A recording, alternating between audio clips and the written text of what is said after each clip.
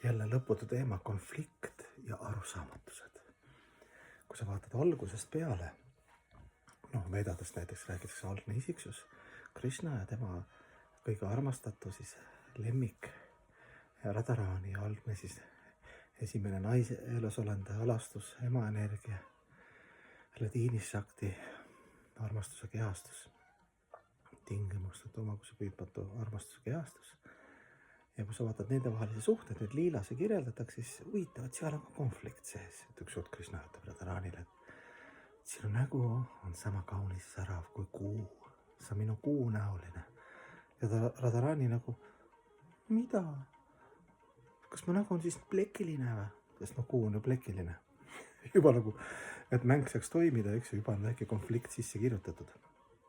Ja kui sa süvened, sa saad aru, et nad lihtsalt, see on nagu mäng, nad elavad need emotsioone üle, algne isiksus ja algne naisisiksus, eks ju, jumalanna.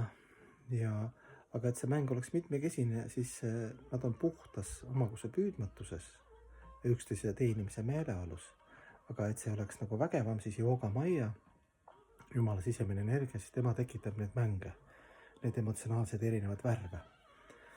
Siin materiaalses maailmas vaatad ka, eks ju, et need on ka nagu mängud mõnes mõttes, sa nagu õpid erinevad konfliktid ja arusaamatused. Üks sõber helistab, noorpõlve sõber muusik ja ma midagi lõõbin, nagu ikka lõõbin, mingi familiaarsus, vaatan juba noores peale selle sõbraga ja siis, aga mina tean, et tema solvus. Ma ütlesin mingi tema asja peale, mingi lõõpiva asja, siis 6 aja pärast sain teada, et ta on selline hea südamega, ütles välja, et ma vabandasin kõiki nii ja et mis järeldused ma võin teha, ma võin öelda, et need on liilad. Aga ütleme, reaalses maailmas ikka need konfliktid tavaliselt õpetavad meile midagi, et sa ei saa päris lõõpida. Iga isiksus on, et sa oled läinud üle piiri oma selle huumorimeelega või midagi, et sa pead ikkagi arvestama. Et kuskilt lähed lappama.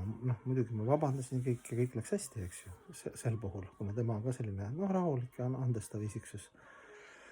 Aga mõnikord on siis nii, et on juhus, et sa ei tea, ebateadlikult, nagu see oli, midagi juhtub ja inimene et mis siis teha, et ühtepidi nagu karma, eks ju siis oli niipidi, ju siis pärast oli teistpidi, tema võib-olla kunagi ütles sulle, et see tuli tagasi karmaga või eelmised elud või ühesõnaga lõputu filosoofiline analüüs võib olla siis konflikt, et mis on konflikt, et konflikti on kogu aeg, iga päev on mingid minikonfliktid või suured konfliktid, mis on ajendatud võib-olla sellisest, nagu ma räägin, mängulisusest ja omakuse püüdmatusest, et see mäng saaks toimida, emotsioonid saaks vahetuda ja samal ajal materiaalse tasemel on see egotsentriline hankara, siis vale ego baasil.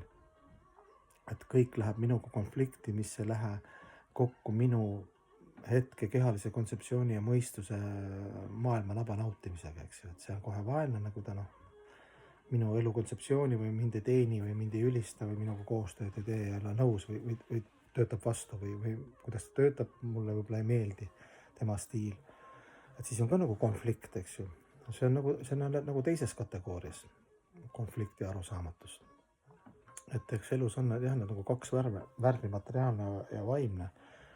Et vaimses suhtes ja omakuse püüdmatu armastuse atmosfääris on ka see mitmekesisus ja ka igatsus ja kurbus ja arusaamatused ja konfliktid, eks ju. Aga kõik need elusolendid, kes on sellises teaduses, neil ei ole enam mina, mulle, minu. Nemad mõtlevad, kuidas kõike teenida. Ja sellega seoses tekib siis see mitmekesisus ja see mäng. Mõnes mõttes nagu päris keeruline aru saada, et kus see piir jookseb. Teistpidi, minu õpetaja ütles ka, et sa ei pea väljaheiteid sööma, et aru saada, et on halva maitsega. Siin materiaalses maailmas on ka, et sa näed ikkagi, et mingi 10 tuttavat, kellel on alkoholiprobleemid, nende elud ei lähe paremaks. Näed nagu, et mis nendega juhtud on, nende tervise ja suhete ja kõige, eks ju. Siis sa võid teha järeldused, et ma ei pea ilmtingimata ise minema sellesse konflikti või proovima, et äkki alkohol minu puhul on nagu teistmoodi.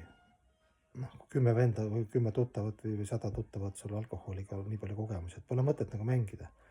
Et seda konflikti tekitada endast. Et palju huvitavaid momente.